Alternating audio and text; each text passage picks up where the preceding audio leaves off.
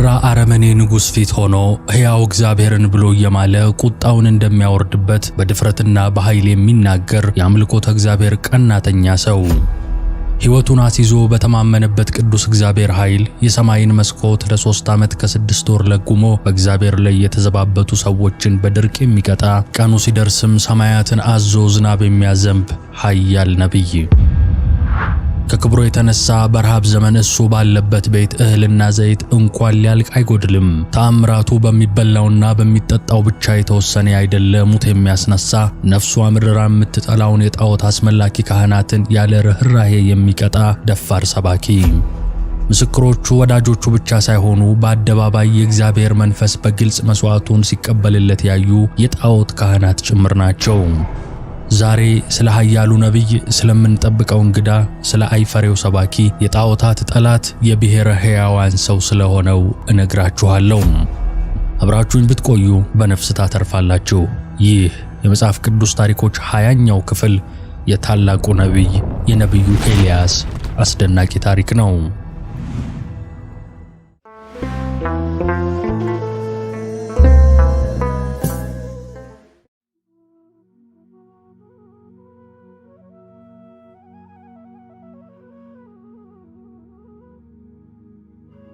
ንጉሥ ሰለሞን ከሞተ በኋላ ልጁ ሮብዓም ነገሠ። ሕዝቡም ላይ ከባድ ግብር ጣለ።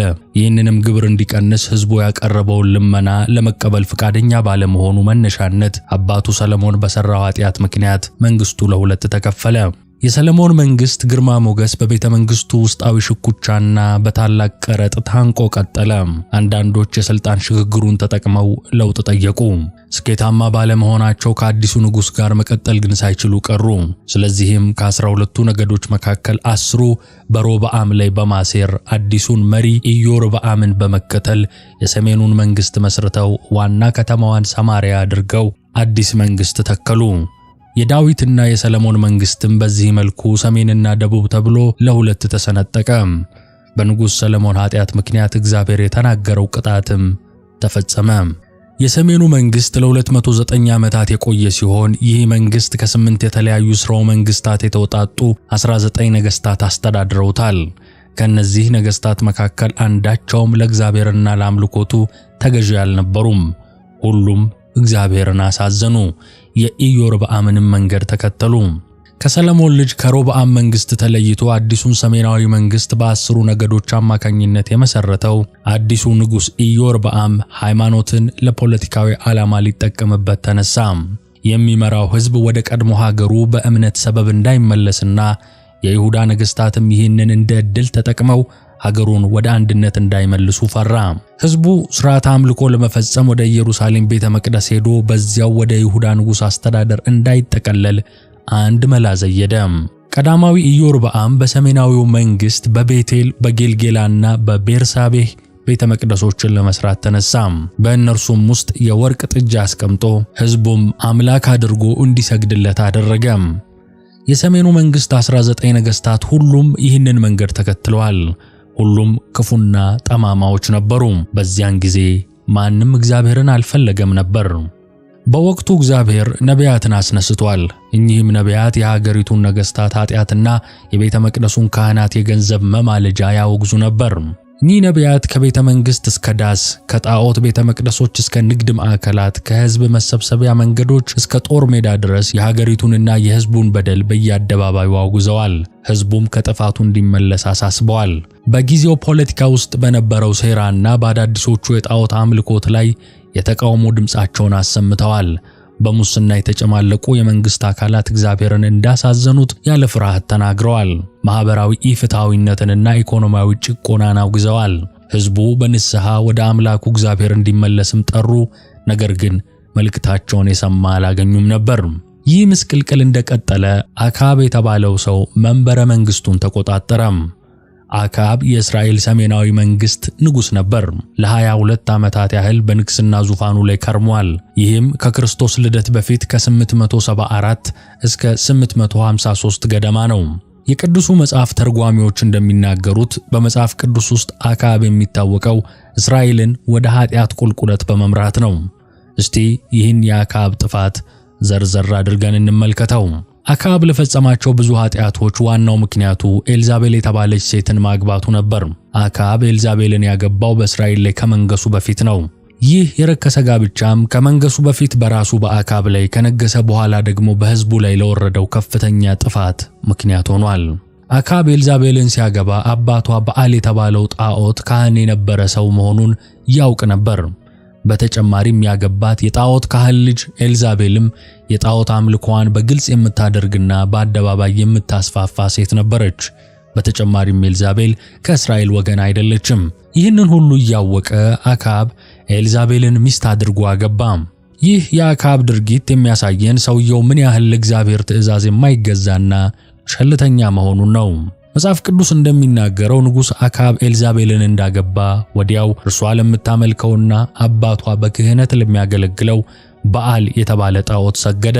በዚህም ሳያበቃ ሰማርያ ላይ ለዚህ ጣዖት ቤት አምልኮ ሠራም፣ መሠዊያንም አቆመለት። አክዓብ በዚህ ብቻ ሳይወሰን የአሼራንም ምስል ሠርቶ አቆመ።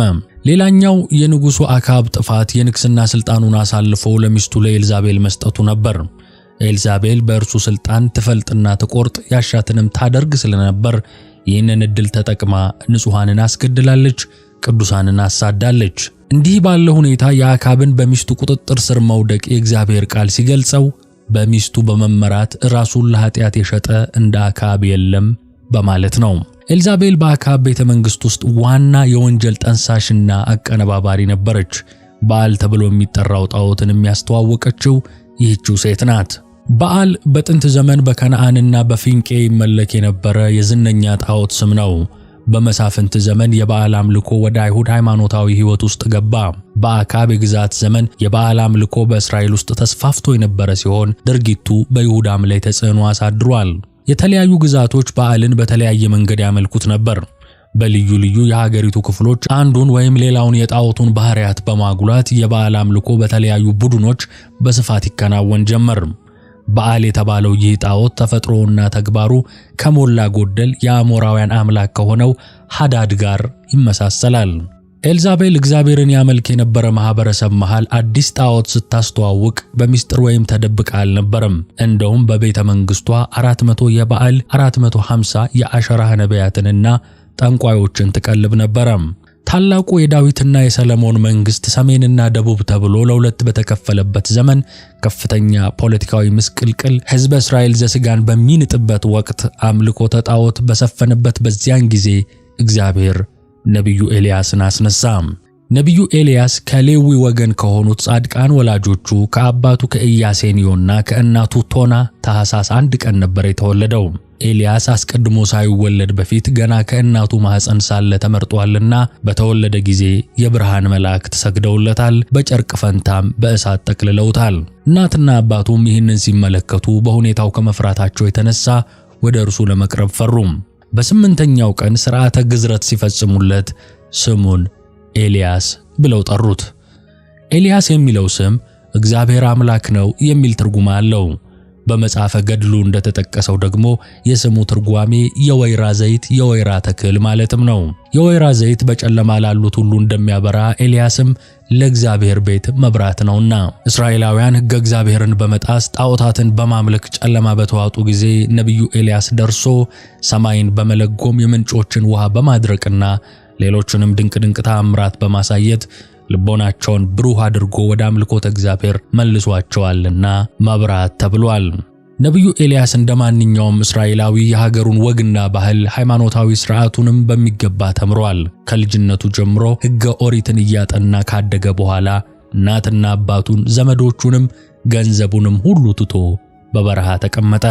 ይህ ነቢይ ከዓለማዊ ኑሮ ተለይቶ ማቅ ለብሶ በየተራራው በየዋሻው መኖር ጀመረ። ኤልያስ በዘመነ ኦሪት ከነበሩት 16ቱ ነቢያት መካከል አንደኛው ነቢይ ነው። ይህ ቅዱስ ነቢይ በአካለ ሥጋ ከጌታችን ጋር በደብረ ታቦር የተነጋገረ፣ የጣዖታትን መሥዋዕት አፈራርሶ ለልዑል እግዚአብሔር እውነተኛ መሥዋዕትን ያሳረገ ካህን፣ ሥርዓተ ምንኩስናን የጀመረ ባህታዊ፣ ስለ እግዚአብሔር ለፍርድ መምጣት አስቀድሞ የሚሰብክ ሐዋርያ ነው። አስቀድመን እንደተመለከትነው ኤልያስ በነበረበት ዘመን ሰሜናዊው እስራኤል በጨካኞቹ ንጉሥና ንግሥት ማለትም በአክዓብና በኤልዛቤል ይተዳደር ነበር። ንግሥቲቱ በርካታ ነቢያትን በማሳደድና በማጥፋት ወደር አልተገኘላትም። እጇ የገቡትን አጥፍታ ያልያዘቻቸውን ደግሞ እያሳደደች ከሀገር አስወጥታለች። ኤልያስም ይህ ዕጣ ደርሶት በኤልዛቤል ከተሳደዱት ነቢያት አንዱ ሆነ። የኤልዛቤል ባል አካብ እስራኤላዊ ቢሆንም ለእስራኤላውያን ግን እሳት ነበር። በሚስቱ መሪነት በጭካኔ መንገድ የሚመላለስ የነቢያት ሁሉ ጠላት የነበረ ሰው ነው። ኤልዛቤል አሳዳ ልትይዘው ያልቻለችውና በተደጋጋሚ ስትዝትበት የነበረው ነቢዩ ኤልያስ ነበር። ነቢዩ ኤልያስ በተደጋጋሚ አካብን ከነሚስቱ በማስጠንቀቁ ምክንያት ኤልዛቤል ሳልገድለው አልተኛም ብላ በንቃት አሳዳዋለች። ንጉሡና ንግሥቲቱ ከነቢዩ ኤልያስ ጋር የነበራቸውን ፍልሚያ እስቲ ዘርዘር አድርገን እንመልከተው። አስቀድመን እንዳየነው በወቅቱ ንጉሥ አካብና ንግሥት ኤልዛቤል ሰሜናዊውን የእስራኤል መንግሥት ይገዙ ነበር። አካብ ከእርሱ በፊት ከነበሩት ነገሥታት በባሰ ሁኔታ በእግዚአብሔር ፊት ክፉ ድርጊቶችን አደረገ።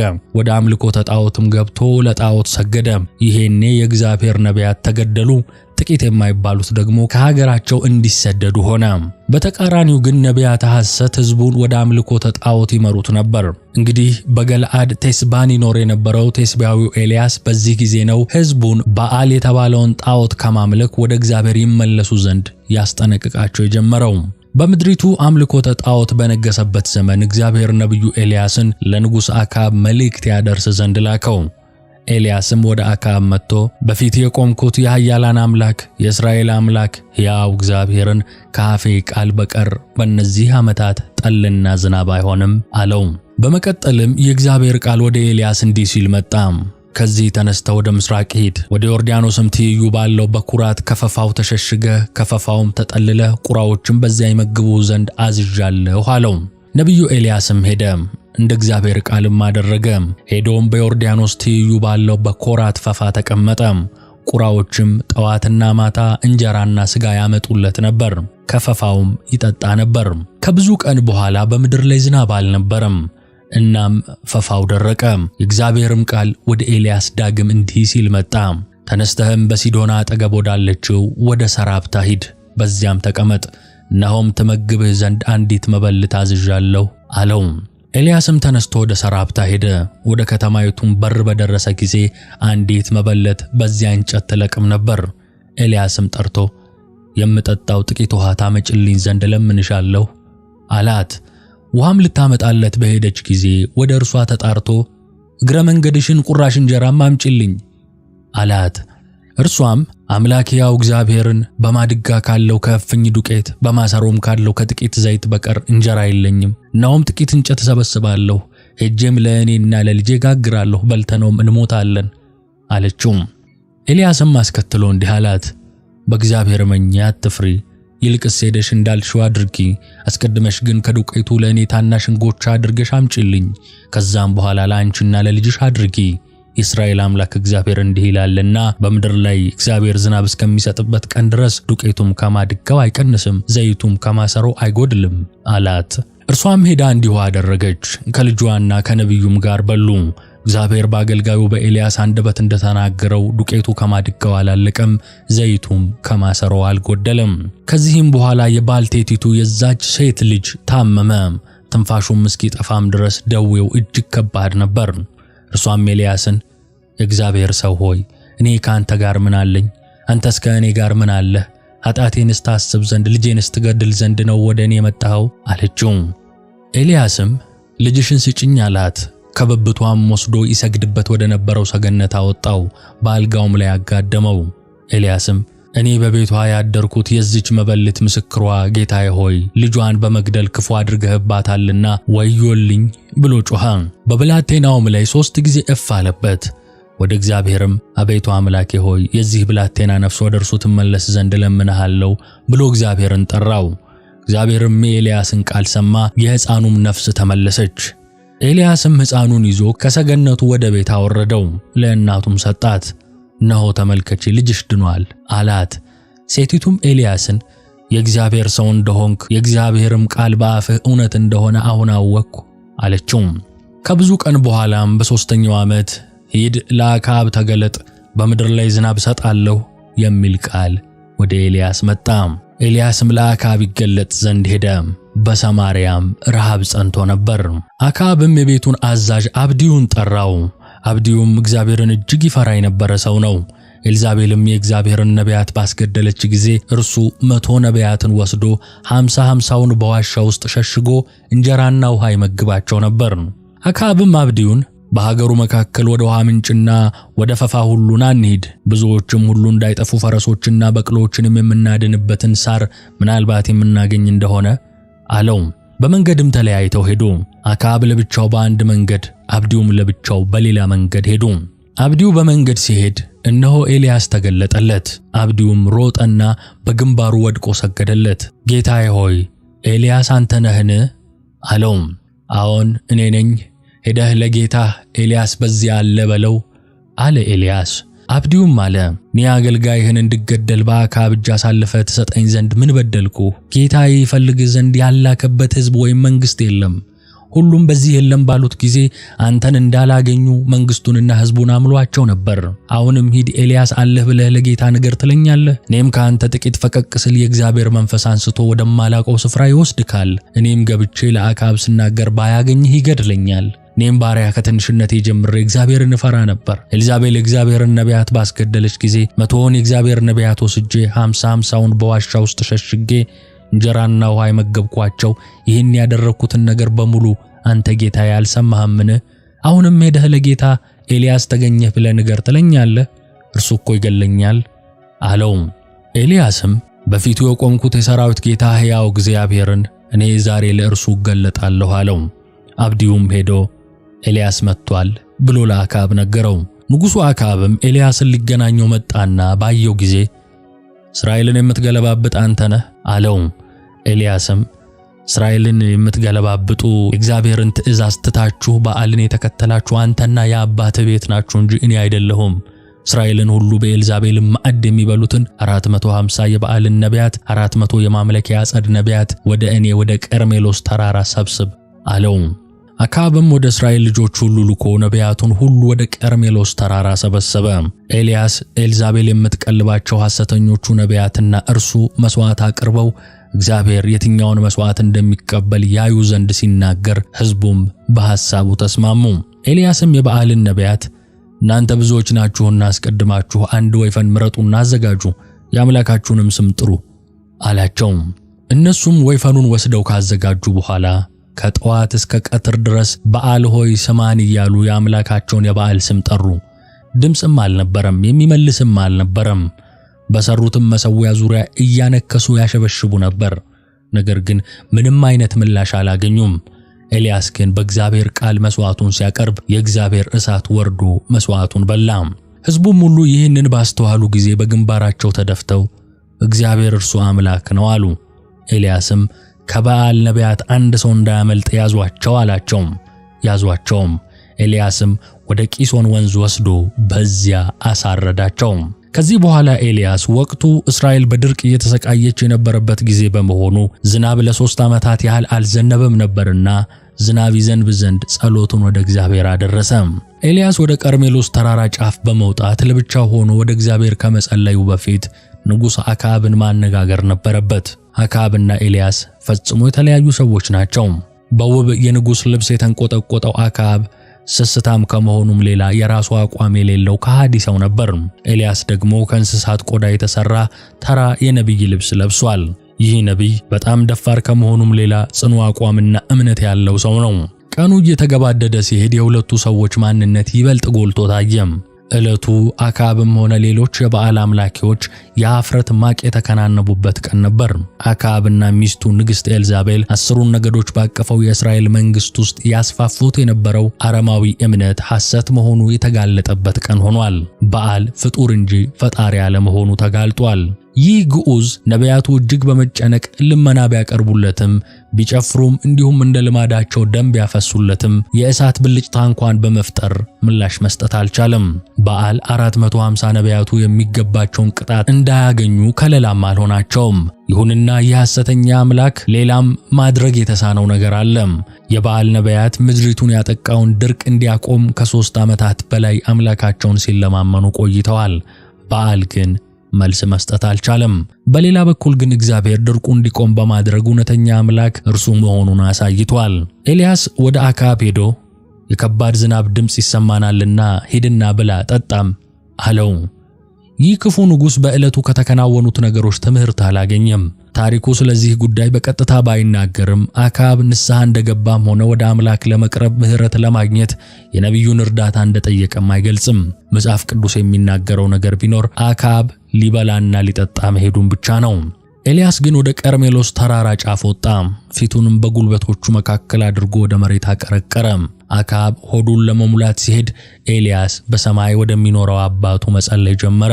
ኤልያስ ፊቱ ጉልበቱ ጋር እስኪደርስ ድረስ በትሕትና ራሱን ዝቅ አድርጎ ወደ አምላኩ ጸለየ።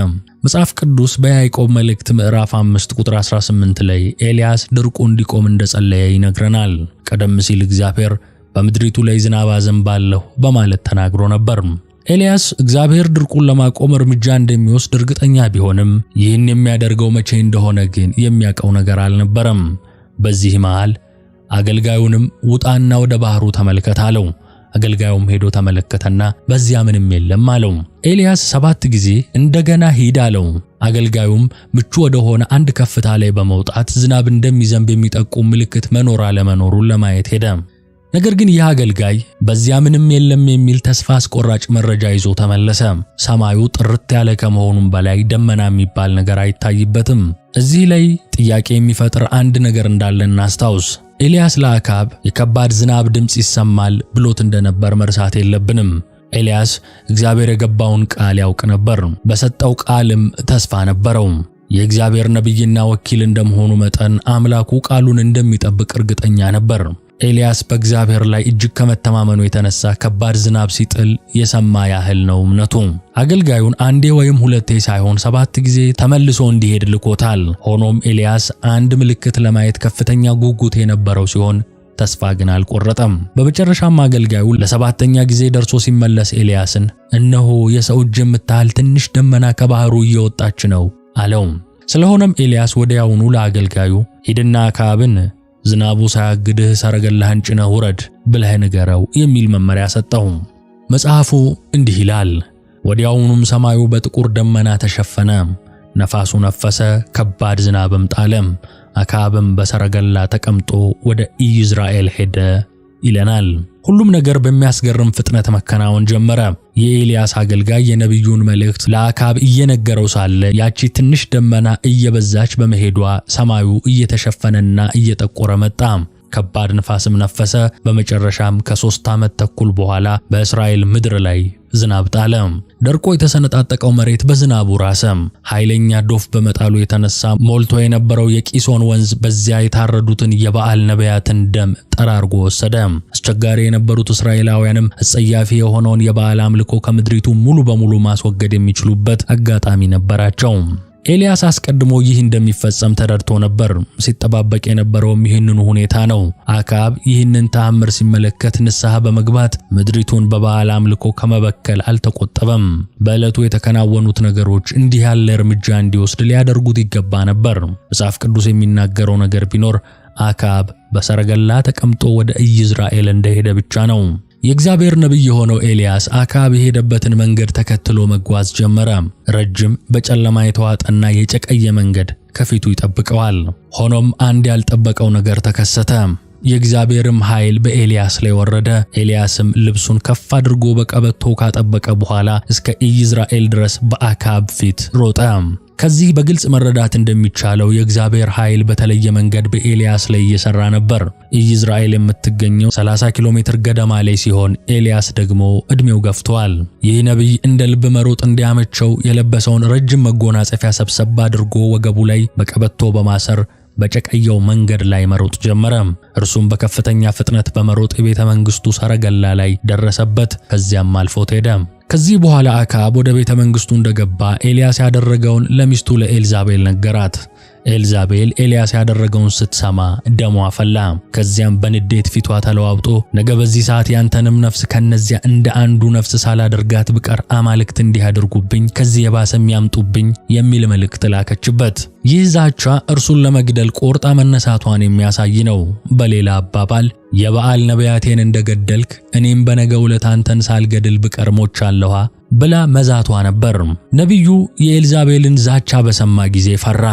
ኤልያስ ከበዓል አምልኮ ጋር የሚያደርገው ፍልሚያ እንዳበቃ በማሰብ ተደስቶ ከነበረ ይህንን ዛቻ በሰማበት ቅጽበት ተስፋው እንደ ጉም በኖ እንደጠፋ ጥርጥር የለውም።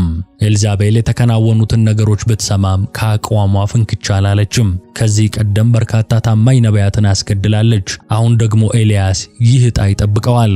ኤልያስ የኤልዛቤልን ዛቻ ሲሰማ ፍርሃት ተሰማው። መጽሐፍ ቅዱስ ኤልያስ ፈርቶ እንደነበር ይገልጻል። ኤልያስ ሕይወቱን ለማትረፍ ሲል ሸሸ ይለናል መጽሐፉ። ነቢዩ በጣም ስለፈራ በስተደቡብ ምዕራብ 150 ኪሎ ሜትር ርቃ ወደምትገኘውና በይሁዳ ደቡባዊ ድንበር አቅራቢያ ወዳለችው ወደ ቤርሳቤ ከተማ ተሰደደ። ቤርሳቤህ እንደደረሰም አገልጋዩን በዚያ ትቶት ብቻውን ወደ ምድረ በዳ ሄደ። መጽሐፍ ቅዱስ ኤልያስ የአንድ ቀን መንገድ እንደተጓዘ ስለሚናገር ጉዞውን የጀመረው ገና በማለዳው እንደሆነ መገመት እንችላለን። ከሁኔታው መረዳት እንደሚቻለው ኤልያስ በዚህ ወቅት ምንም ስንቅ አልያዘም። በጭንቀትና በፍርሃት የተዋጠው ይህ ነቢይ ወጣ ገባ የሆነውን ጭር ያለ መንገድ ይዞ በዚያ ጠራራ ፀሐይ ማዝገም ጀምሯል። ፀሐይ ቀስ በቀስ እየበረደ ሲሄድና ጀንበሯ ስታዘገዝቅ ኤልያስ ጉልበቱ እየዛለ መጣ። ስለሆነም ዝልፍልፍ ብሎ በአቅራቢያው ባገኘው አንድ የክትክታ ዛፍ ስር ተቀመጠ። በዚያ ጠፍ ምድረ በዳ ያለው ብቸኛው መጠለያ ይህ ዛፍ ብቻ ነው። ኤልያስ በከፍተኛ የተስፋ መቁረጥ ስሜት ውስጥ ተውጦ ወደ እግዚአብሔር እንዲህ ሲል ጸለየ። እኔ ከቀደሙት አባቶች አልበልጥም በማለት እንዲሞት ለመነ። ኤልያስ ጭልጥ ያለ እንቅልፍ ወስዶት ሳለ እግዚአብሔር አንድ መልአክ ላከለት። መልአኩም ኤልያስን ቀስ ብሎ ነካ በማድረግ ከቀሰቀሰው በኋላ ተነስና ብላ አለው። መልአኩ በደግነት ትኩስ እንጀራና ውሃ ስላቀረበለት ኤልያስ ተነስቶ በላ፣ እንዲሁም ጠጣ። ታሪኩ የሚናገረው ነቢዩ ከበላና ከጠጣ በኋላ ተመልሶ እንደተኛ ብቻ ነው። መልአኩ ኤልያስን በድጋሚ ቀሰቀሰው። አሁንም ለሁለተኛ ጊዜ ተነሳና ብላ በማለት እንዲበላ ጋበዘው። በተጨማሪም መልአኩ ሩቅ መንገድ ስለምትሄድ የሚል ሐሳብ መናገሩ ትኩረት የሚስብ ነው። የነቢዩ ታሪክ እንዲህ ይነበባል። በክትክታውም ዛፍ በታች ተጋደመ፣ እንቅልፍም አንቀላፋ። እነሆም መልአክ ዳሰሰውና ተነስተህ ብላ አለው። ሲመለከትም እነሆ በራሱ አጠገብ የተጋገረ እንጎቻና በማሰሮ ውሃ አገኘ። በላም ጠጣም፣ ተመልሶም ተኛ።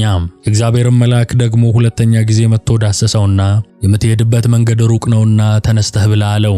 ተነስቶም በላ ጠጣም፣ በምግቡም ብርታት አግኝቶ ወደ እግዚአብሔር ተራራ ወደ ኮሬብ እስኪደርስ 40 ቀንና 40 ሌሊት ተጓዘ ይለናል። ኤልያስ አንድ ጊዜ የተመገበው ምግብ ችግሮቹን ሁሉ አስወግዶለታል ማለት ባይሆንም ተአምራዊ በሆነ መንገድ ብርታትን ግን ሰጥቶታል። በዕድሜ የገፋው ይህ ነቢይ ምንም አይነት የእግር መንገድ በሌለበት በዚያ ምድረ በዳ ለቀናት ብሎም ለሳምንታት በአጠቃላይ ለ1 ወር ተኩል ገደማ ብቻውን ኳተነ። ኤልያስ ወደ 320 የሚጠጋ ኪሎ ሜትር ከተጓዘ በኋላ ኮሬብ ተራራ ላይ ደረሰ። ከብዙ ዘመናት በፊት እግዚአብሔር አምላክ በሚነድ ቁጥቋጦ ውስጥ ለሙሴ የተገለጠለትና በኋላም እስራኤላውያን ሕጉን የሰጣቸው በዚሁ ስፍራ ስለሆነ ይህ ቦታ ታሪካዊም ሆነ መንፈሳዊ ገጽታው የጎላ ነው።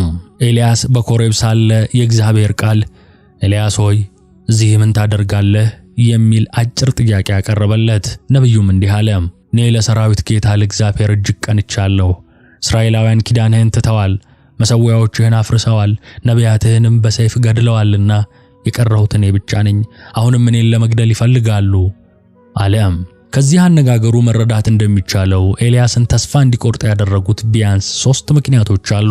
በመጀመሪያ ደረጃ ኤልያስ ልፋቱ መና እንደቀረ ተሰምቶታል። ለዓመታት የእግዚአብሔርን ቅዱስ ስምና አምልኮ በማስቀደም እግዚአብሔርን የማገልገል ከፍተኛ ቅንዓት እንዳለው ቢያሳይም ሁኔታዎቹ ከመሻሻል ይልቅ እየተባባሱ እንደሄዱ ተመልክቷል። ሕዝቡ አሁንም እምነት የለሽና አመፀኛ ሲሆን፣ በአንጻሩ ደግሞ የሐሰት አምልኮ እጅግ እየተስፋፋ ነበር። በሁለተኛ ደረጃ ኤልያስ ብቻውን እንደቀረ ተሰምቶታል። በሶስተኛ ደረጃ ፍርሃት አድሮበታል። እንደርሱ እግዚአብሔርን ያገለግሉ ከነበሩ ነቢያት ውስጥ አብዛኞቹ ስለተገደሉ እርሱም የእነርሱ ዕጣ እንደማይቀርለት እርግጠኛ ነበር። ይህን ስሜቱን አውጥቶ መናገሩ ለኤልያስ ቀላል ላይሆን ይችላል።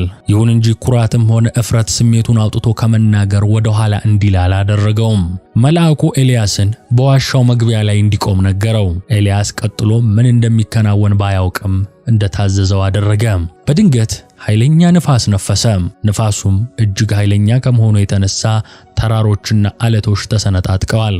ከዚያም የመሬት መንቀጥቀጥ አካባቢውን አናወጠው። ቀጥሎም ኤልያስ ገና ሳይረጋጋ ኃይለኛ የእሳት ወላፈን አካባቢውን ገረፈው። በመሆኑም ኤልያስ ራሱን ከእሳቱ ወላፈን ለማዳን ዋሻው ውስጥ ዘሎ ገባ። እሳቱ እንዳለፈ በስፍራው ጸጥታ ሰፈነ። ከዚያም ኤልያስ ለስለስ ያለ አንድ ድምጽ ሰማ። ድምጹም ኤልያስ ስሜቱን በድጋሚ እንዲገልጽ የሚያበረታታ ነበር። ስለሆነም ኤልያስ ያስጨነቀውን ነገር ለሁለተኛ ጊዜ ግልጥልጥ አድርጎ ተናገረ። እግዚአብሔር ኤልያስ እርሱ እንዳሰበው ዋጋ ቢስ አለመሆኑን እንዲገነዘብ ረዳው። አምላክ የበዓል አምልኮን ከእስራኤል ምድር ለማስወገድ ከሚደረገው ጦርነት ጋር በተያያዘ ወደፊት ምን ለማድረግ እንዳሰበ ገለጸለት። በግልጽ ማየት እንደሚቻለው የእግዚአብሔርን ዓላማ አንዳች የሚገታው ነገር ሳይኖር ወደፊት በመገስገስ ላይ ስለሆነ የኤልያስ ልፋቱ ከንቱ ሆኖ አልቀረም። ኤልያስ ከተሰማው የብቸኝነት ስሜት እንዲወጣ እግዚአብሔር የሚከተለውን እጅግ አስደሳች ዜና አበሰረው። እኔም ጉልበታቸው ለበዓል ያልተንበረከከውንና አፋቸው ምስሉን ያልሳመውን 7000 ሰዎች በእስራኤል አስቀራለሁ አለው። ኤልያስ ብቻውን አልነበረም። በዓልን ለማምለክ ፈቃደኛ ያልሆኑ በሺዎች የሚቆጠሩ ታማኝ ሰዎች እንዳሉ ሲሰማ ብርታትን አገኘ።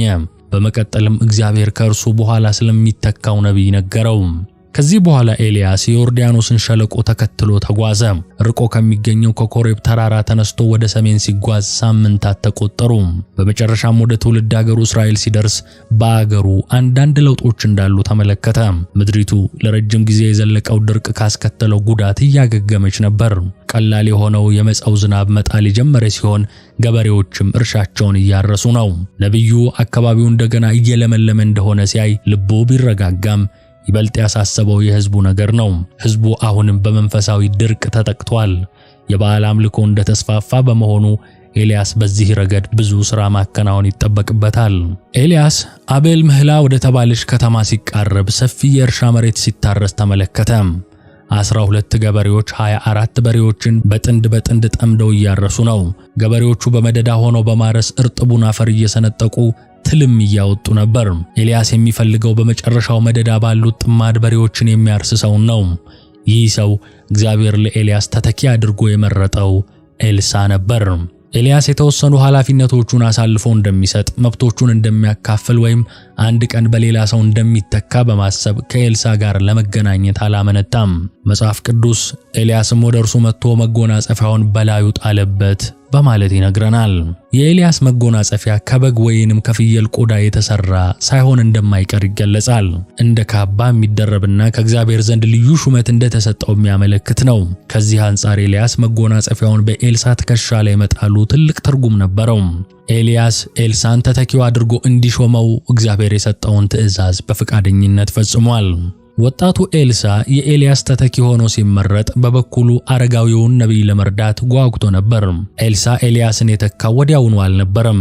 ከዚህ ይልቅ ለ6 ዓመታት ያህል ከአረጋዊው ነቢይ ጋር አብሮ በመሆን በትህትና አገልግሏል። ከጊዜ በኋላ ቀድሞ የኤልያስን እጅ ያስታጥብ የነበረው ተብሎ ተጠርቷል። ኤልያስ ብቃት ያለውና የሚረዳው እንዲህ ያለ አገልጋይ ማግኘቱ አጽናንቶት ነበር። ኤልያስና ኤልሳ የሕዝቡን መንፈሳዊ ሕይወት ለማሻሻል ጠንክረው ሰርተዋል። ከጊዜ በኋላ ግን እግዚአብሔር ተነሳና የእስራኤልን ንጉሥ አክዓብን ትገናኝ ዘንድ ውረድ በማለት ኤልያስን አዘዘው። አክዓብ ሰማርያ ውስጥ እጅግ ሰፊ ቤተ መንግሥት አለው። በተጨማሪም 37 ኪሎ ሜትር ርቃ በምትገኘው በኢይዝራኤል ሌላ ቤተ መንግሥትም ነበረው። ከዚህ ቤተ መንግሥት አጠገብ ደግሞ አንድ የወይን ተክል ቦታ ይገኛል። የዚህ የወይን ቦታ ባለቤት ደግሞ ናቡቴ የተባለ ሰው ነው። አንድ ቀን ንጉሡ አክዓብ ጎረቤቱ ናቡቴ ጋር ሄዶ የተናገረውን መጽሐፉ ሲገልጸው እንዲህ ይላል። አክዓብም ናቡቴን በቤቴ አቅራቢያ ነውና የአትክልት ቦታ አደርገው ዘንድ የወይን ቦታህን ስጠኝ፣ ስለ እርሱም ከእርሱ የተሻለ የወይን ቦታ ሰጠሃለሁ፣ ወይም ብትወድ ግምቱን ገንዘብ ሰጠሃለሁ ብሎ ተናገረው። ናቡቴም አክዓብን የአባቶቼን ርስት ሰጥ ዘንድ እግዚአብሔር ያርቅልኝ አለው። ናቡቴ የአባቶቼን ርስት አልሰጥህም ብሎ ስለተናገረው አክዓብ ተቆጥቶና ተናዶ ወደ ቤቱ ገባ። በአልጋውም ላይ ተጋድሞ ፊቱን ተሸፋፈነ፣ እንጀራም አልበላም። ሚስቱም ኤልዛቤል ወደ እርሱ መጣ። ልብህ የሚያዝን እንጀራስ የማትበላ ስለምንድን ነው አለችው። እርሱም ናቡቴን የወይን ቦታህን በገንዘብ ስጠኝ፣ ወይም ብትወድ በፋንታው ሌላ የወይን ቦታ ሰጥሃለሁ ብዬ ተናገርኩት፣ እርሱ ግን የወይን ቦታዬን አልሰጥህም ብሎ ስለመለሰልኝ ነው አላት። ሚስቱም ኤልዛቤል አንተ አሁን የእስራኤል መንግሥትን ትገዛለህ፣ ተነሳ እንጀራም ብላ፣ ልብህም ደስ ይበላት፣ የናቡቴንም የወይን ቦታ ሰጥሃለሁ አለችው። በአክዓብም ስም ደብዳቤ ጻፈች፣ በማኅተሙም ማተመች። በከተማውም ወደ ነበሩት ከናቡቴም ጋር ወደ ተቀመጡት ሽማግሌዎችና ከበርቴዎች ደብዳቤውን ላከች። እዚህ ጋር የታላቁን መጽሐፍ ታሪክ ገታ በማድረግ አንድ ማስታወሻ እናቅርብ። በእስራኤል ላይ ንጉሥ የሚሆን ሰው ስልጣኑ ገደብ አለው። በዚህም ምክንያት የሰውን ርስት በጉልበቱ መቀማት አይችልም። አክዓብም ይህን ጠንቅቆ ስለሚያውቅ ነበር ናቡቴን በጥቅም ለማግባባት የሞከረው። ይህ ዕቅዱ ሳይሳካለት ሲቀር ደግሞ በብስጭት ወደ ቤቱ ገባ። ኤልዛቤል ግን ለእስራኤል ሥርዓትና ደንብ ባዕድ ስለሆነች ግድም ስለማይሰጣት እንደውም ተቃራኒ ስለሆነች ንግሥናውን አጣጥላ ጭካኔ በተሞላበት አነጋገርና ድርጊት ሐሳቡን ስታስፈጽም ይታያል። የመጽሐፉ ታሪክ እንዲህ ይቀጥላል። ሁለትም ምናምንቴ ሰዎች በፊቱ አስቀምጡና እግዚአብሔርንና ንጉሡን ሰድቧል ብለው ይመስክሩበት፣ አውጥታችሁም እስኪሞት ድረስ ውገሩት ብላ ጻፈች። በከተማውም የተቀመጡት የከተማው ሰዎችና ሽማግሌዎች ከበርቴዎችም ኤልዛቤል እንዳዘዘቻቸውና ወደ እነርሱ በተላከው ደብዳቤ እንደተጻፈው እንዲሁ አደረጉ። ወደ ኤልዛቤልም ናቡቴ ተወግሮ ሞተ ብለው ላኩ። ኤልዛቤልም ናቡቴ ተወግሮ እንደሞተ በሰማች ጊዜ አክዓብን ናቡቴ ሞቷል እንጂ በሕይወት አይደለምና በገንዘብ ይሰጥ ዘንድ እምቢ ያለውን የናቡቴን የወይን ቦታ ተነስተህ ውረስ አለችው። አክዓብም ናቡቴ እንደሞተ በሰማ ጊዜ ይወርሰው ዘንድ ወደ ናቡቴ የወይን ቦታ ሊወርድ ተነሳ። አክዓብና ኤልዛቤል በማናለብኝነትና በነበራቸው ሥልጣን ተመክተው የፈጸሙትን ግፍ ቅዱስ እግዚአብሔር ተመለከተ፣ ሊቀጣቸውም ተነሳ። ቀጥሎ የሆነውን መለኮታዊው መጽሐፍ ቅዱስ እንደሚከተለው ይነግረናል። የእግዚአብሔርም ቃል ወደ ኤልያስ እንዲህ ሲል መጣ። ተነስተ በሰማርያ የሚኖረውን የእስራኤልን ንጉሥ አክዓብን ትገናኝ ዘንድ ውረድ። እነሆ የወርሰው ዘንድ በወረደበት በናቡቴ የወይን ቦታ ውስጥ አለ። አንተም እግዚአብሔር እንዲህ ይላል ገድለ ወረስከውን ብለህ ንገረው። ደግሞም እግዚአብሔር እንዲህ ይላል ውሾች የናቡቴን ደም በላሱበት ስፍራ የአንተን ደም ደግሞ ውሾች ይልሱታል ብለህ ንገረው አለው። አክዓብም ኤልያስን ጠላቴ ሆይ አገኘኸኝን አለው።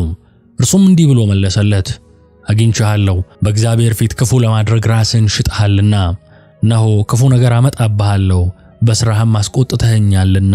በእግዚአብሔር ፊት ክፋት ለመሥራት ራሱን እንደሸጠ ሚስቱም ኤልዛቤል እንደነዳችው እንደ አክዓብ ያለ ሰው አልነበረም። ጣዖታትን በመከተል እጅግ ርኩስ ነገርን ሠራ። እነዚህ ከኛ በላይ ማንም የለም ያሉ ልበደንዳና ባልና ሚስት ፀሐያቸው በፈነጠቀችበት ዙፋናቸው በጸናችበት ዘመን ካሳደዷቸው ቅዱሳን መካከል በሆነው በታላቁ ነቢይ በነቢዩ በኤልያስ በኩል የፍጻሜያቸውን ትንቢት እውነተኛው ዳኛ ልዑል እግዚአብሔር አስነገራቸው።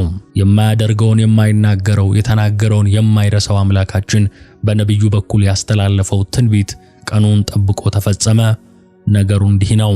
የኤልዛቤል ባል አክዓብ ከሶርያውያን ጋር ጦርነት ገጠመ። በጦርነቱ ድል ያልቀናው የእስራኤሉ አክዓብ በዚህ ቀውጢ ውጊያ መሃል የዘየዳት አንዲት ያልተሳካች መላና ፍጻሜውን መጽሐፈ ነገሥት ቀዳማዊ በ22ኛው ምዕራፉ እንዲህ ሲል ይተርከዋል።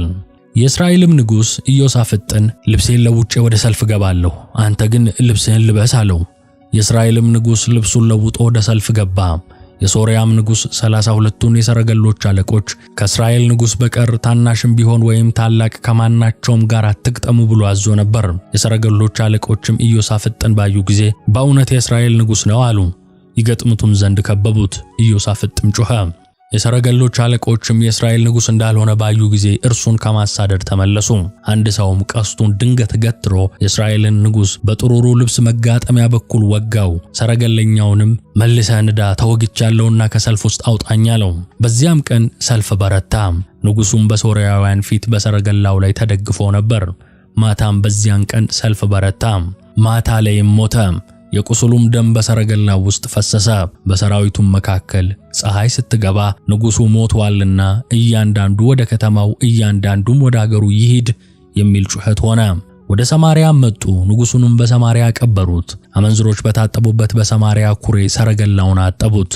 እግዚአብሔርም እንደተናገረው ቃል ውሾች ደሙን ላሱት ይላል። እግዚአብሔርን የማይፈራው ሰውንም የማያፍረው አክዓብ ምስኪኑ ናቡቴ ላይ እንደፈጸመው ያለ ግፍ ተፈጸመበት።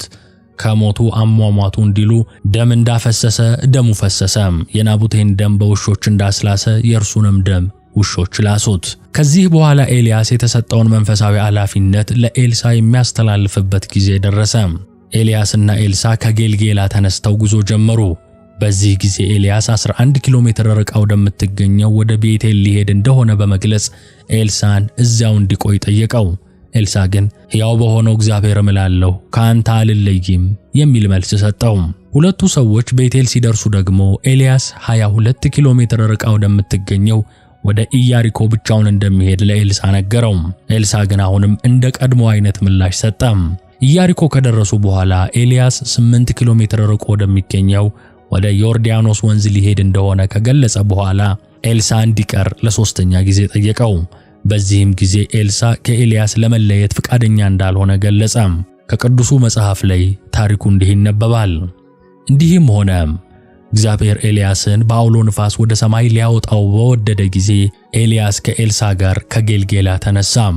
ኤልያስም ኤልሳን እግዚአብሔር ወደ ቤቴል ልኮኛልና በዚህ ቆይ አለው። ኤልሳም ሕያው እግዚአብሔርን በሕያው ነፍስህም እምላለሁ አልለይህም አለ። ወደ ቤቴልም ወረዱ።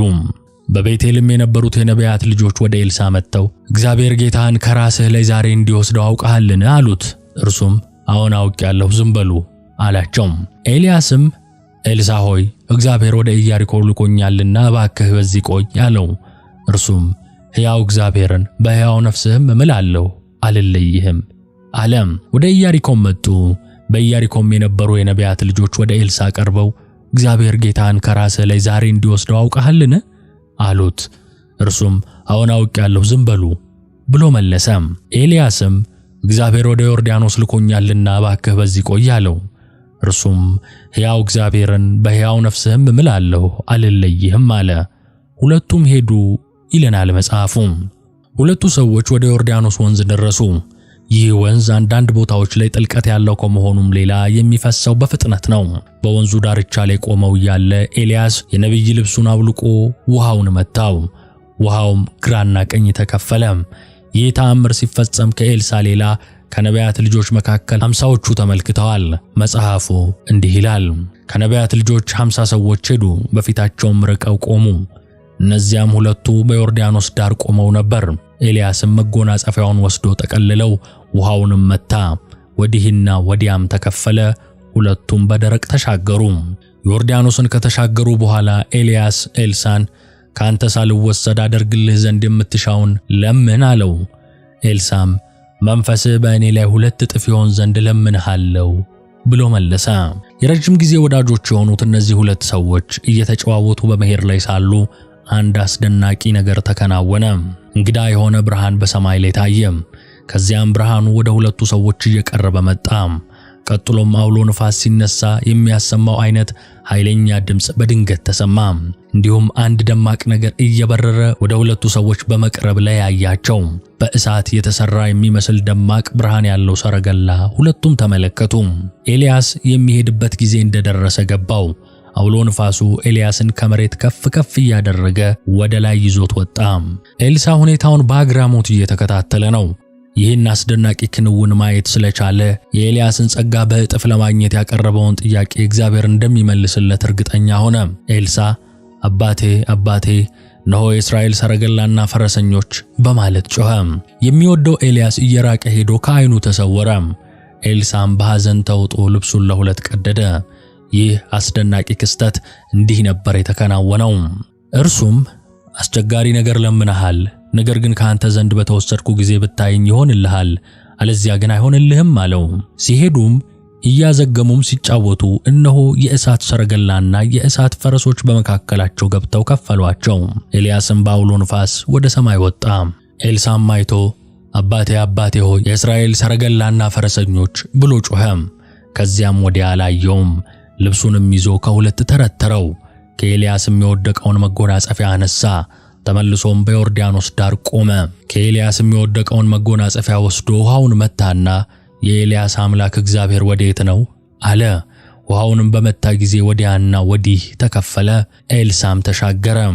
ከኢያሪኮም መጥተው በአንጻሩ የነበሩት የነቢያት ልጆች ባዩት ጊዜ የኤልያስ መንፈስ በኤልሳ ላይ አርፏል አሉ።